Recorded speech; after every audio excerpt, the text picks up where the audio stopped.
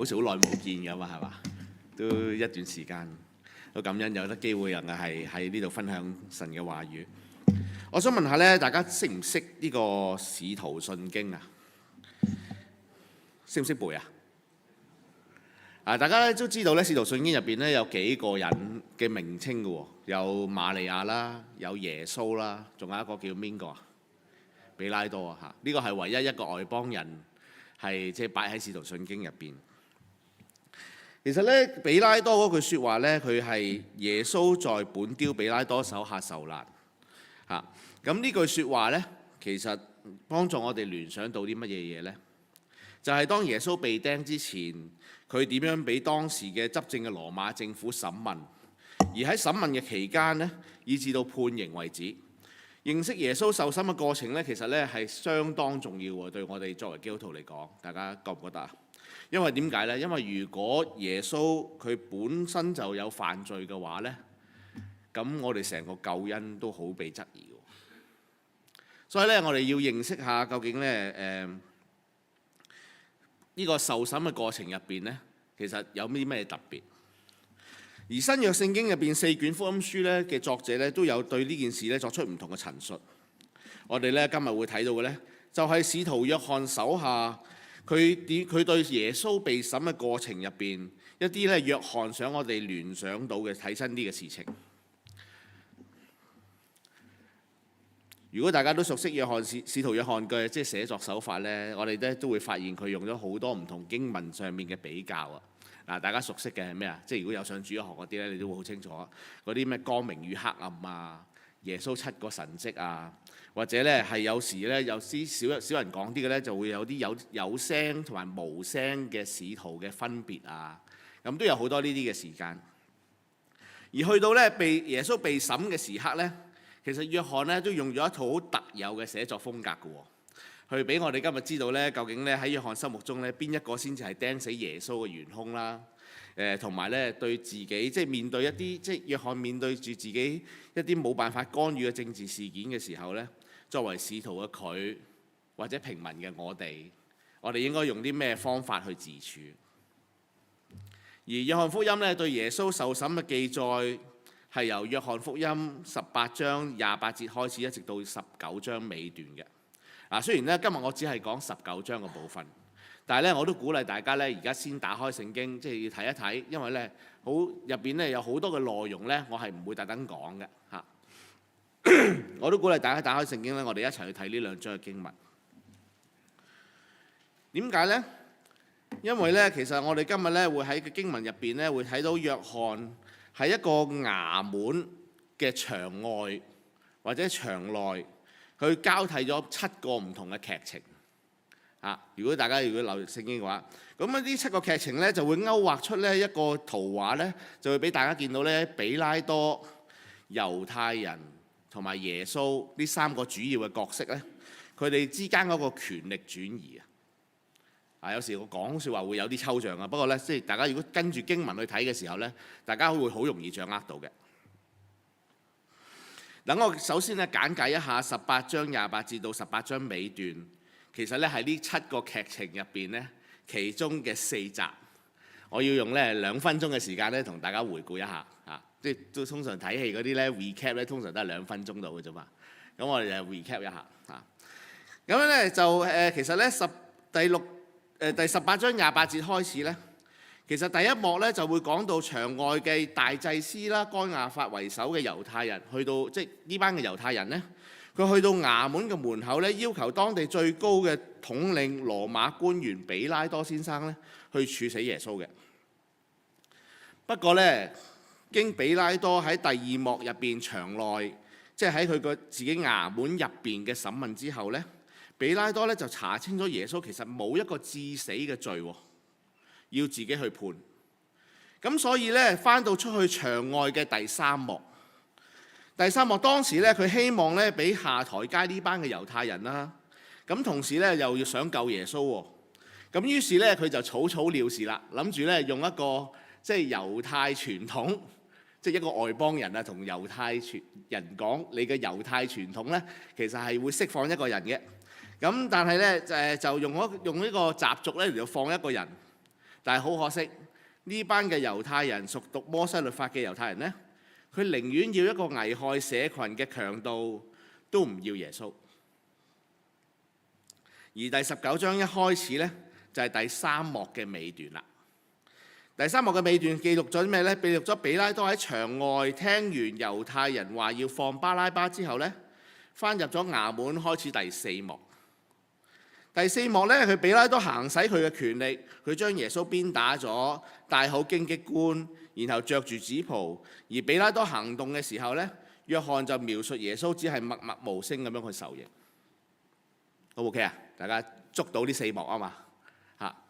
咁而比拉多當中咧打完咗耶穌之後，帶翻佢出場外啦。咁樣咧就開始咗我哋今日要講嘅第5幕。而第5幕咧一進入咗我今日嘅內容。而呢個當時咧，比拉多帶咗耶穌出去面對群眾啦。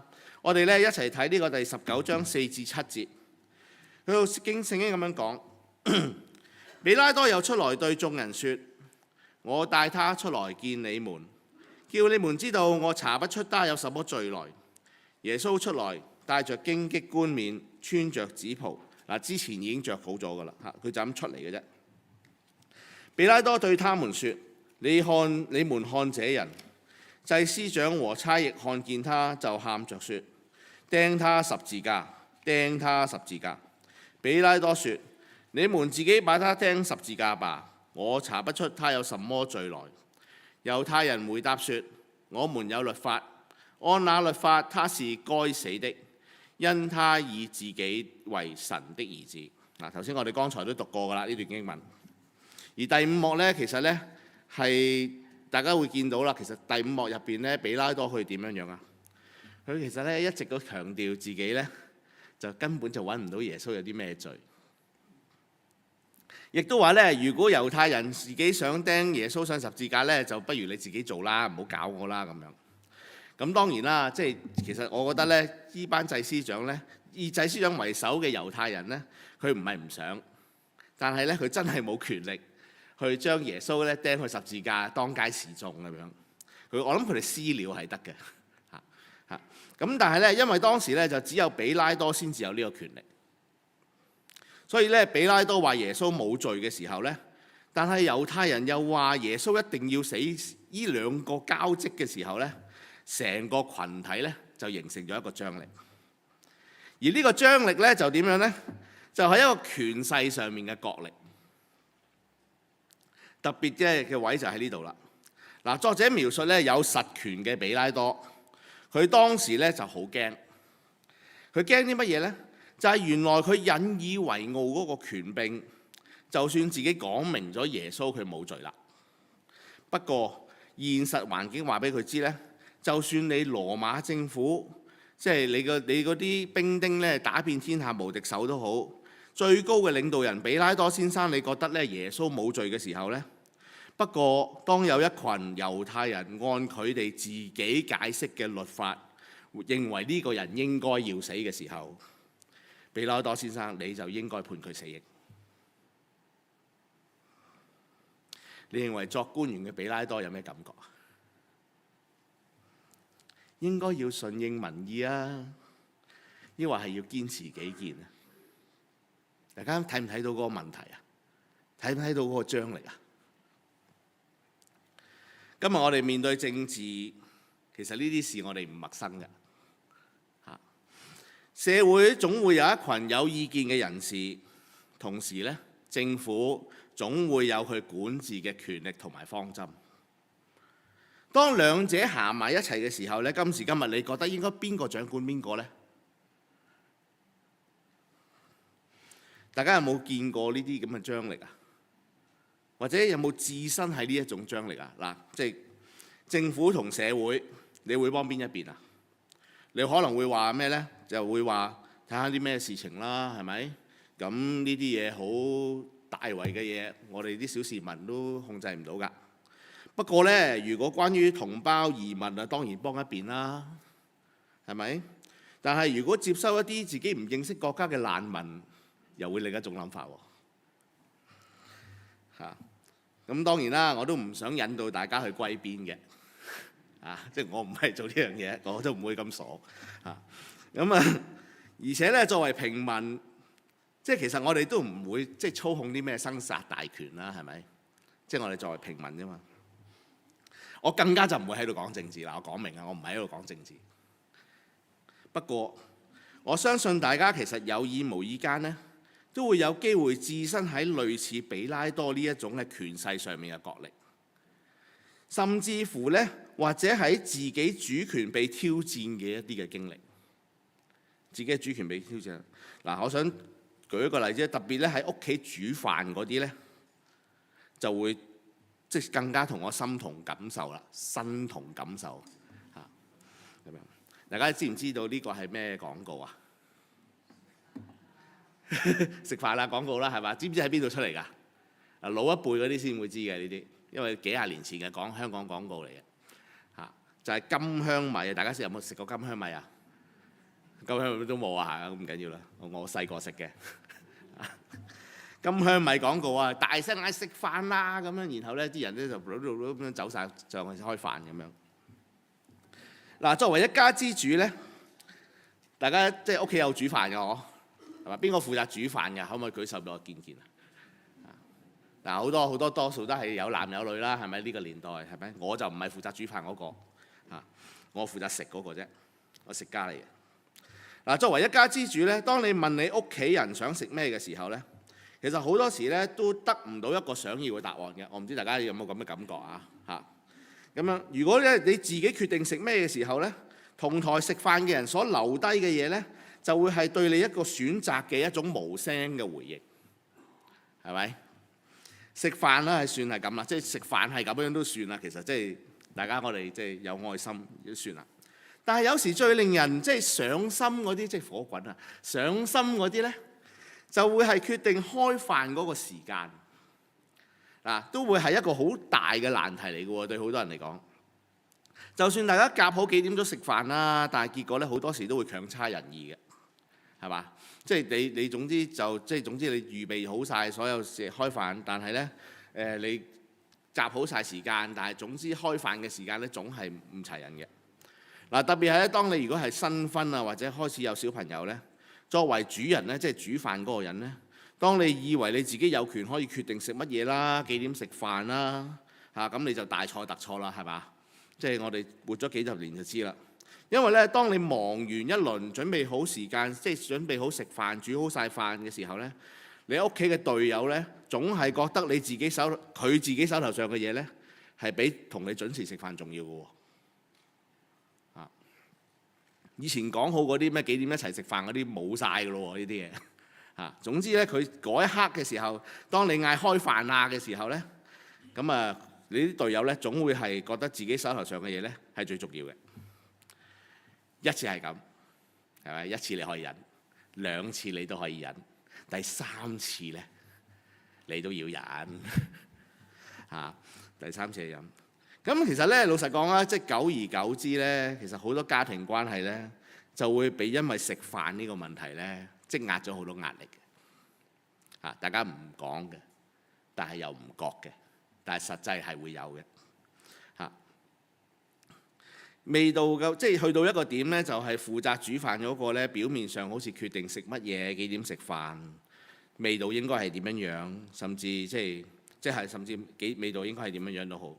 不過咧，實際上咧，其實係處處受制於乜嘢？同你食飯嗰個又怕佢唔食啦，又驚啲嘢凍咗啦，係咪？跟住然後凍咗又冇益啦，又驚佢餓親啦。但係調翻轉佢餓嘅時候咧，你又驚自己煮唔切啦，係嘛？咁而心底裏咧，總有一種咧，即係無論對方講乜嘢咧，講起啲飯咧就會有一種負面嘅感覺，一撻就着㗎啦呢啲嘢。嗱，比拉多就係咁嘅情況啦。比拉多咧就係佢雖然佢做咗一個最高嘅領導人，不過咧佢同時間咧處處都係俾當時嘅猶太人受制嘅嚇，佢係俾佢控制住，就好似你煮飯嗰個，其實咧你係俾食飯嗰個控制住嘅。嗱，所以比拉多聽見呢啲説話咧，就越嚟越驚啦。面對住呢個牆外要釘耶穌嘅張力，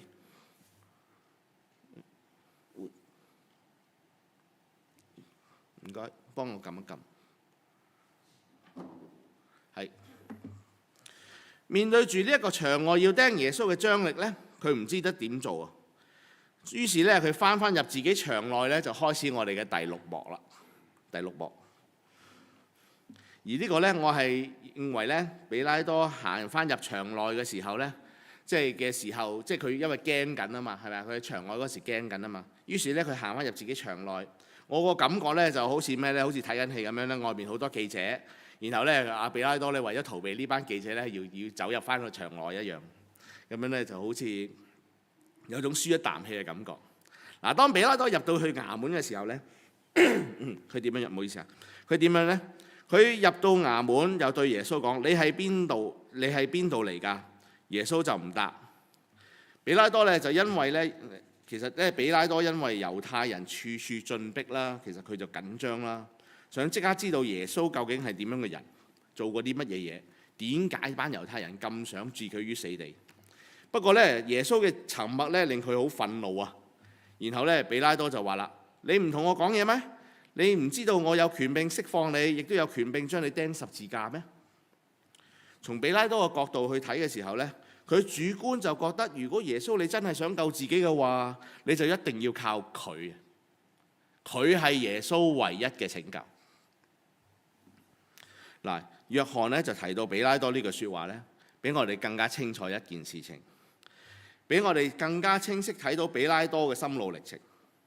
比拉多本來應該要按住羅馬律法同埋公義去審視耶穌呢件事嘅，但係因為環境嘅變化，佢好驚。佢同佢咧，佢即係因為咧，而且咧就當時猶太人佢不斷咁樣挑釁住比拉多嘅權力，以至到咧喺呢個幾個處境底下咧，令到佢有改變。佢咧俗語有話乜嘢啊？狗急就點啊？跳牆。比拉多咧變成一個獨裁者。比拉多咧有一個即係有一個官員要按律法去審議耶穌嘅時候，佢變咗一個可以不分青紅皂白咁樣去操控生死權柄嘅人。即係因為所以佢講呢句説話。你唔知道我有權力放你，亦都有權力釘你十字架咩？我唔使理你係咪做過啲乜嘢。總之我有權。嗱，講到呢度咧，唔知大家見唔見到使徒約翰描述耶穌審判過程嗰種獨特性嚇。雖然咧比拉多可以話自己可以放耶穌，但係冇即刻放到。我哋會見到嗱，我嘅幻想咧又喺呢個位出現啦。即係我預備講章嘅時候咧，好多幻想，應該話用好多時間去幻想嚇。咁咧即係其實我幻想，如果我用當我即係成日過去成日睇嘅電視劇情節咧，去再描寫翻呢一個情節出嚟嘅時候呢，即係搞笑電影啦，我多數睇嚇。其實我俾著我呢，我就會覺得呢，耶穌呢就會可以咁樣回應比拉多嘅嚇。耶穌可以話咩呢？即係我舉即係幻想啦嚇。佢話：哎呀，比拉多啊，比拉多，哎呀，如果你真係夠膽嘅，你放咗我啦！你仲喺度嚇我，話俾我知你有幾勁。你兇唔到出邊嗰班猶太人，你就走嚟兇我，做乜嘢啊你咁樣？啊，唔知大家有冇同我有呢種咁感覺，咁樣嘅感覺嚇？即係如果你係耶穌嘅話咧，聽到比拉多咁樣嘅時候咧，我唔知大家有啲咩感覺。但係如果係真係耶穌好似咁樣回應嘅時候咧，可能有生殺權嘅比拉多，可能喺嗰一刻應該都真係幾無奈嘅喎，係嘛？即係佢當時佢自己好似好有權，好有力量，但係呢，佢根本就冇做到佢可以做嘅嘢。嗱，當然啦，呢個真係我嘅幻想。耶穌呢，亦都冇咁樣挖苦比拉多。不過耶穌佢點樣回應呢？我哋再睇落去。耶穌回答話咩呢？若果唔係從上頭賜俾你嘅，你就毫無權力去辦我。所以我把我交給你的那人罪更重了。從此比拉多想要釋放耶穌，無奈猶太人喊着說：你若釋放這個人，就不是凱撒的忠臣。凡以自己為王的，就是背叛凱撒了。講完之後，約翰就簡單咁交代比拉多，就咁拉耶穌出去被釘，進入去第七幕，即係最後一幕。嗱，經文呢，我哋暫時睇到呢一度。以約翰記載耶穌被審嘅過程入邊去睇呢，我個人咧認為咧，當中嘅三位主角咧，耶穌、比拉多同猶太人嘅對話入邊咧，俾我哋清晰睇到幾個事實。呢幾個事實係咩呢？就係一個好似無權柄嘅耶穌，因為有上頭一個賜予，所以佢有權去送死。佢控制唔到成個環境，耶穌啊。不過呢，佢係最有權力做到自己想做嘅嘢。第二個睇到嘅嘢係咩呢？就係好似有權勢嘅比拉多，雖然有實權，但係都無法阻止或者拯救，甚至因為要保住凱撒忠臣嘅名而被牽制，而處處受制於猶太人。當然，第三個就係猶太人啦，係咪？最得意嘅地方就係呢度啦，被冒犯甚至要入稟法院，即係入稟即係比拉多，然後咧佢要申冤嘅猶太人咧，佢係最能夠達到目的嘅喎。佢由頭到尾你睇下，釘耶穌、釘耶穌、釘耶穌嘅喎，係嘛？甚至咧可以流無辜人嘅血。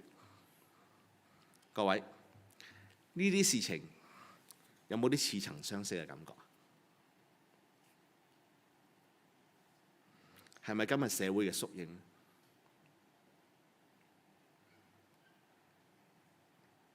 嗱，約翰唔單止即係帶出權力同社會嘅現實，同時間亦都講俾我哋知喺佢嘅眼光入邊，邊一個先至係真正殺耶穌？邊個嘅罪應該更加重？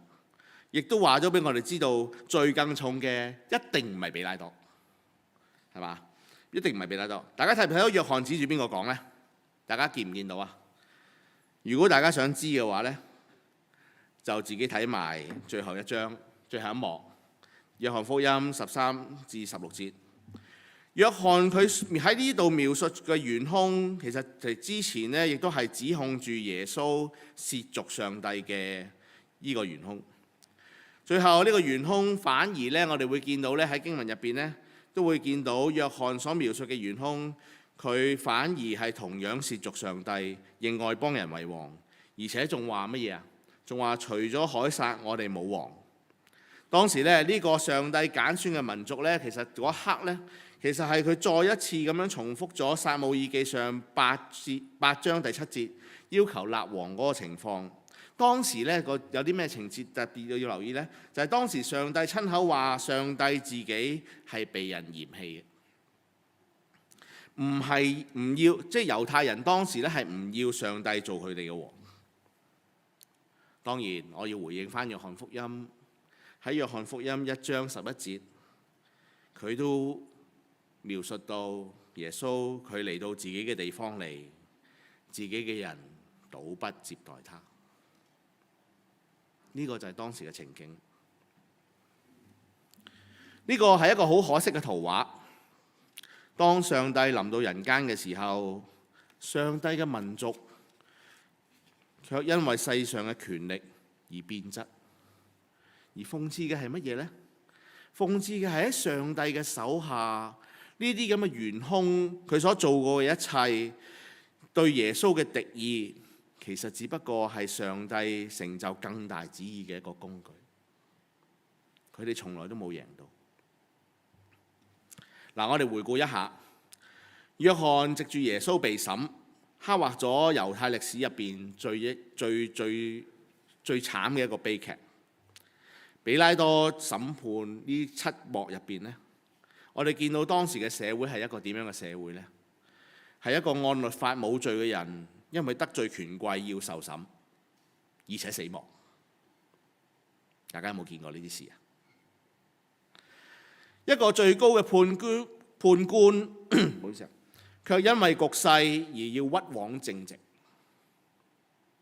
呢啲我哋唔陌生啦，係嘛？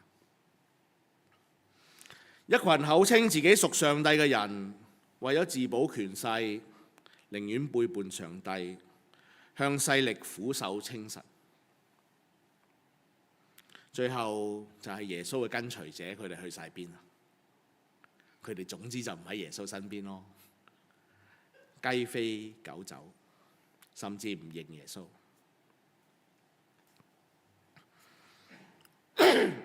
唔好意思啊，其實今日嘅社會面對呢啲事都唔會意外，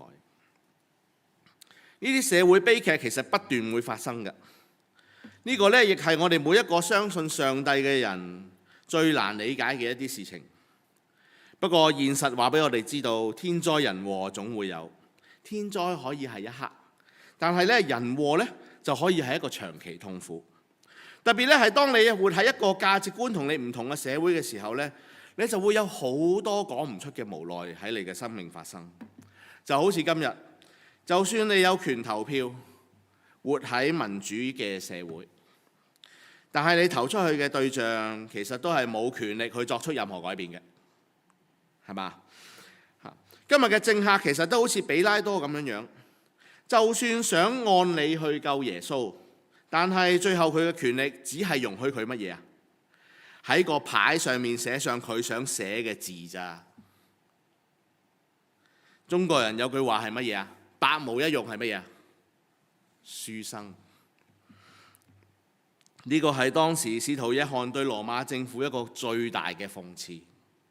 有權有勢，嗰啲行軍打遍天下，但係比拉多佢只能夠寫上佢想寫嘅字，仲要俾人問啊！今日作為宗教群體，其實好難自處嘅。而最令人費解呢，就係今日基督教係一個基督教國家入邊呢，都好困難。特別喺過去日子、過去嘅年日，越嚟越多人話自己因為上帝嘅感召而參與政治。香港有，呢度都有。同時呢，亦都睇到越嚟越多虔誠嘅基督徒支持政黨嘅法案，但係違背咗聖經。你話我哋今日呢，其實可以點樣活喺一個政治而從中持守真道呢？嗱，我今日唔係講政治啊，我都係想強調呢樣嘢。不過呢，我點解一直去返浸信會呢？或多或少都係因為我一直返開嗰間浸信會本身呢，都係一直都係好持守住一個政府同教會分離嘅原則。當然啦，教會中其實咧好多人都唔理解點解要咁樣做嘅，甚至乎一直以嚟咧都好少，即係好多爭論同埋好多討論，究竟點解教會應該去踏實啲啦，應該去貼地啲啦，同埋咧應該去前線少少。而過去幾十年咧，特別喺香港，當時身處喺香港咧，好多輿論都話咧，教會應該要貼地咁樣去回應政治，成為社會嘅一點光。當然喺社會上面作光咧，我一定唔反對嘅。不過咧，當教會參與得太深嘅時候咧，的確係又會出咗啲問題嘅喎。因為咧政教分離嘅本身嘅目的咧，就係唔想好似比拉多咁樣啊，左右做人難，更加咧唔想好似猶太人咁樣，因為政治而變質。而浸信會本身嘅基礎就係因為要以聖經為權威追隨基督，所以浸信會係要確保自己可以順服基督嘅自由，為教會首要嘅任務，以致教會可以自主咁樣去處理自己嘅事務，而唔受外界嘅干預。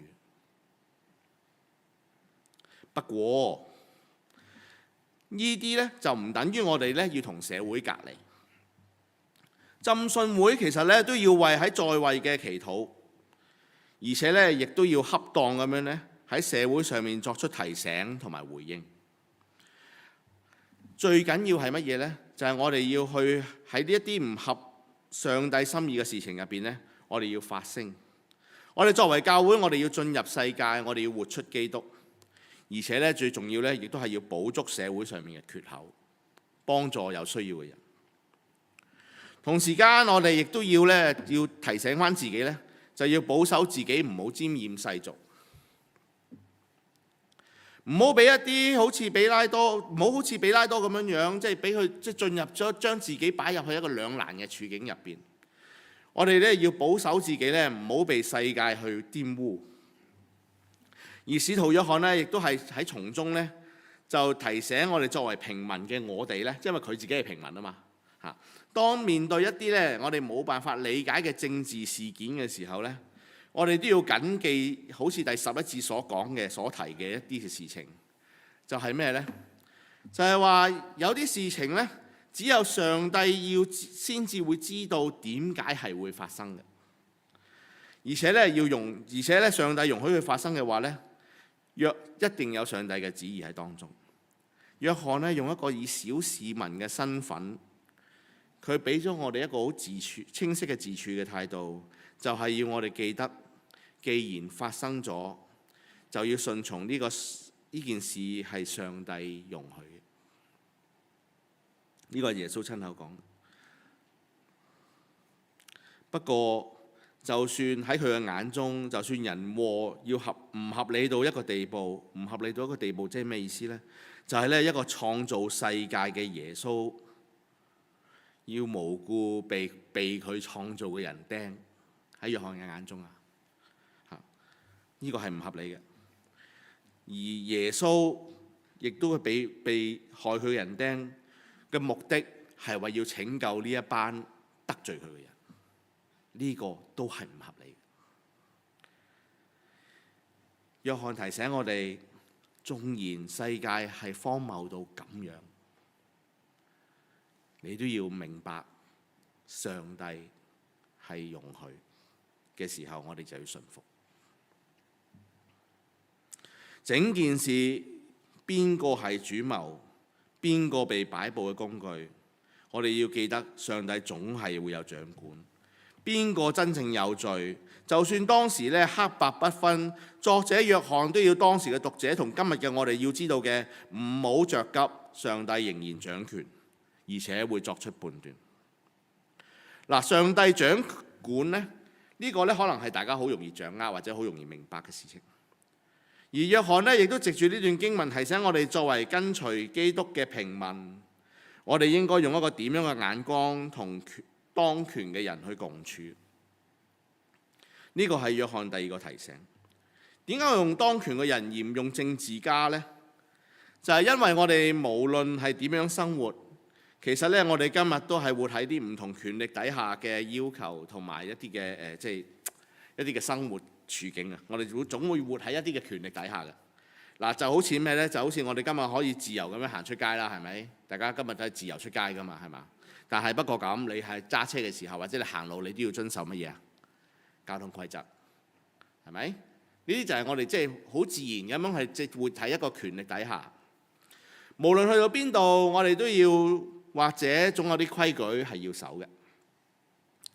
作為社會、教會、家庭嘅一份子，我哋都應該明白到對嘅事情呢，就唔一定會令所有人快樂㗎，係咪？我都唔想叫我個仔執嘢㗎，但係呢，我個仔真係劈到周圍都係啊嘛，啲 Lego 即係一踩落去你好痛㗎嘛，係嘛？即係我都唔想我仔執嘢㗎，但係有啲嘢呢，即係要佢執嘢係啱嘅事情，但係啱嘅事情呢，佢一定唔快樂，因為佢要執嘢嚇。我哋都明白到呢一啲事情㗎。因為咧，如果要令所有人快樂嘅話咧，當每一個人偏行己路嘅時候，成個群體就會失去方向。特別喺教會，好得意嘅規則定得明確咧，就會俾人話冇愛心。大家有冇啲經歷啊？嗱，我返咗幾十年教會啊，我成日見到呢啲嘅，即係規則定得明確。但係我總係照顧唔到有啲人，唔定規則方向嘅時候呢，我哋又會話咩呢？我哋就會話啲高層啊，唔知諗緊啲乜嘅喎。大家有冇講過呢啲説話？即係我唔係喺度抽秤大家，千祈唔好誤會啊！我喺呢間教會呢，時日唔係好長嘅啫，所以我唔知呢度有冇呢啲咁嘅事發生。但係得意嘅地方呢，就間間教會都有呢啲經歷。如果你返得教會耐，就會知啦。每隔幾年咧，侍奉人員開始跌嘅時候咧，好多教會咧就會興起教會主題咧嚟到去復興，或者係重燃侍奉嘅心，咁樣興起為主發光，去期盼咧可以興起更加多嘅信徒做領袖同埋參與同帶領。嗱，不過喺我眼中，我覺得值得留意嘅咧，係當真係選出咗領袖作帶領嘅時候呢，選舉之後，我哋又有幾多個弟兄姊妹願意了解佢哋嘅處境，願意睇到佢哋嘅困難同埋驚嘅事情，甚至乎有幾多個會願意為呢一班被選出帶領教會嘅人去禱告，同佢哋同行，而且又尊重佢哋所做嘅決定。興起嘅容易啊！其實作為平信徒嘅領袖本身，既要承擔責任、困身，而且吃力不討好。其實我哋都要珍惜每一位願意侍奉嘅弟兄姊妹，甚至乎願意承擔使命、成為領袖嘅一群。既要同行，亦都要相顧。而今日嘅經文，如果我哋真係留心去睇約翰手筆底下嘅比拉多，相信你就會留意到約翰描寫佢為耶穌喺衙門入邊騰出騰入，行嚟行去。雖然呢，我哋的確唔知比拉多當時諗緊啲乜嘢，我哋都冇辦法知道比拉多所行事嘅動機係點樣。不過呢，喺約翰嘅描述入邊呢，我哋見到佢呢位比拉多先生，佢有權有勢有地位。但係咧，左右做人難，佢想幫耶穌，但係咧冇辦法底下咧，佢亦都幫唔到佢，更加佢冇辦法置身事外，因為佢有責任。同時佢亦都要因為平衡唔同嘅勢力、唔同嘅權力、唔同嘅需要，而怕惹起更大嘅混亂，所以佢要做出一啲唔同嘅決定。而最慘係乜嘢呢？約翰描述佢由頭到尾都係得自己一個，所以佢驚到失去作出判斷嘅能力。約翰話佢無奈咁樣要釘耶穌十字架嘅原因，係因為到最後猶太人以背負凱撒嘅罪嚟到挾持呢個比拉多就範。而約翰突顯出比拉多明顯嘅勢孤力弱。佢先至係當時嗰一刻最弱嗰個社群。整個內容上面嘅鋪排，經文上面嘅約翰要提醒當時嘅讀者，唔應該將耶穌嘅死歸咎於比拉多。而我自己就會好睇到約翰對管治嘅比拉多當中嘅愛。其實約翰俾我哋學到嘅，係面對當權人抉擇嘅時候，我哋千祈唔好忘記佢其實都係一個人，係上帝會愛嘅人。我哋要多啲明白對方嘅難處同埋困難，甚至知道佢其實都會驚，以致我哋能夠可以同佢對佢所做嘅一切作出恰當嘅回應。耶穌要我哋彼此相愛，其實的確包括咗唔同嘅國家領袖、我哋嘅市長、議員，甚至喺教會入邊，包括當自己教會嘅領袖、執事、部員、團契職員、教會同工、行政人員，所有嘅人，呢個係耶穌要我哋彼此相愛嘅一個群體啊！的確，可能我哋咧未必都要一一認同佢哋嘅處事方針、行事方式、言行舉止。正如就算使徒約翰，佢亦都冇一刻表達過自己認同比拉多嘅處事。不過最起碼，我哋咧都要好似約翰咁樣，能夠清晰知道同表達出比拉多嘅困境、難處，明白佢嘅心路歷程。可能距離遠嘅，我哋會為佢祈禱。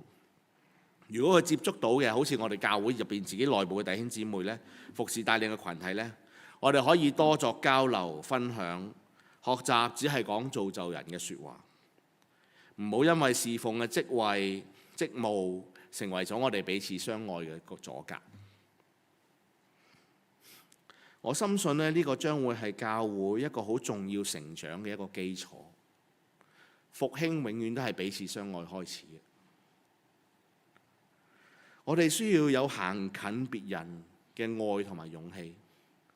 我哋要接觸唔同嘅人，就算一句問候、拍下膊頭，已經可以令對方知道自己唔會被忽略。所以今日我鼓勵大家學習體恤一啲掌權嘅。我鼓勵我哋首要做嘅呢，係先由家庭開始喎。就係咧，當屋企人煮好飯叫食飯嘅時候，雖然佢哋打擾咗你嘅自由，不過我希望你哋能夠以愛相待，先到明白對方嘅努力同埋難處，再作出一個愛嘅回應，可以嗎？應該做到啊，係咪？煮飯俾你嗰個。但係相反喎，煮飯嗰位咧，你都要俾少少耐心喎，等對方咧能夠去完成手頭上嘅事情。就算啲飯凍咗少少，其實唔緊要嘅嚇，開開心心食一餐飯先至係最重要。因為我相信，當我哋可以喺家庭入邊開始學習了解對方嘅難處，我哋就一定能夠伸延到去教會唔同嘅層面。再伸延到社會，咁樣呢，當外面嘅人見到我哋能夠係逆境逆地而處咁樣去體恤，打破唔同嘅隔膜障礙，去彼此相愛，帶住一個誠實同埋相愛嘅心用飯嘅時候呢，佢哋一定認得出我哋係耶穌嘅門徒。嚟到總結，回顧返今日嘅經文。使徒約翰教導我哋首要嘅要記住，耶穌提醒我哋壞事係會發生，但係上帝依然掌管。真正嘅罪犯喺上帝面前係唔會逍遙法外嘅。而約翰提醒我哋另一個重要嘅事情，就係唔好忽略在位嘅人士嘅心靈需要。我哋唔一定要認同佢，但係最少要多了解佢嘅困難，亦都為佢哋祈禱。以致我哋教會弟兄姊妹都可以真正咁樣無阻隔咁樣去活出彼此相愛嘅關係。先由家庭開始，再去到教會，再從社會伸延到世界。但願我哋能夠彼此激勵，成為一個彼此了解嘅教會，讓上帝嘅愛一路引導我哋更像基督。讓我哋一齊祈禱。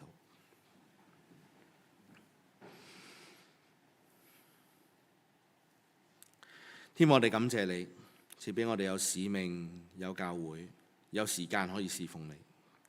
求你教導我哋回應你嘅愛，讓你嘅愛喺教會當中唔被局限，先喺教會中彰顯，再照亮我哋接觸到嘅社區。又願你賜福俾一群願意侍奉你嘅人，讓佢哋唔單止能夠侍奉你，亦都能夠享受住弟兄姊妹嘅彼此相愛。又願教會嘅每一位都蒙你賜福，既能享受生命，更加可以榮耀你嘅名。我哋嘅禱告係奉我主耶穌基督得勝名字求。